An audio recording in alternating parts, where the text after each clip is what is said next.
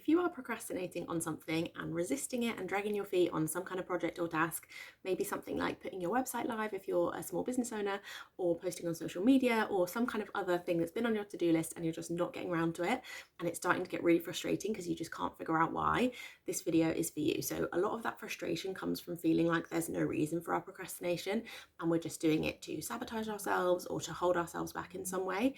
And actually, it's really helpful to get super specific about what the real reason is, and kind of like remove that mystery and that like what is going on feeling, because then you can actually do something about it and move forward. So there are 5 reasons that you might be procrastinating right now. The first of which is just overwhelm. So it might be that you're looking at this task you have to do, for example, putting your website live, like I mentioned, that's a big task, and it might feel like, oh my God, where do I even start? I need to do all this research and I need to learn all this new software, and like there's just so much involved that like I don't know where to begin, and that might be the reason that you're putting off starting. It might also be a fear of failure. So the idea that like if you go ahead and do this thing, for example, being more visible on social media, what might happen? What might people think? What kind of circumstances or consequences might I have to deal with if I go ahead and do this? So that might be what's holding you back. Equally, and very frustratingly, it could be a fear of success. What if it all goes right? What if you actually get the results that you want from this? How might that feel? How might that impact the people around you? And how might you make that mean something about you? There might also be a bit of a values clash going on. So it might be that the thing you're trying to do requires you to do something that actually doesn't sit right with you, or the way that you have been encouraged to approach it doesn't really match up with your values.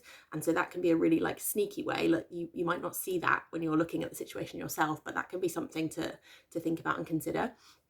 And finally, you might just be bored. You might just not want to do it because it's boring. So not everything is self-doubt, and I am an expert in self-doubt coaching. I help people get over self-doubt and nurture self-belief. So it would be easy for me to think that everything is self-doubt, but actually sometimes it's not. Sometimes you just don't want to do it because it's not fun.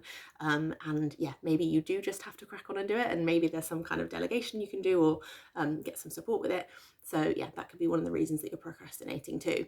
So yeah, the main point of this video is to say that being really specific and getting curious about what might be driving your procrastination is a really helpful skill to develop, and to be able to actually uncover the real reason, because otherwise you end up just kind of digging your feet deeper and getting more and more stuck, and you can't move forward. So be curious, think about what are the possible things going on here that I might be worried about if I do this task, and yeah, start there.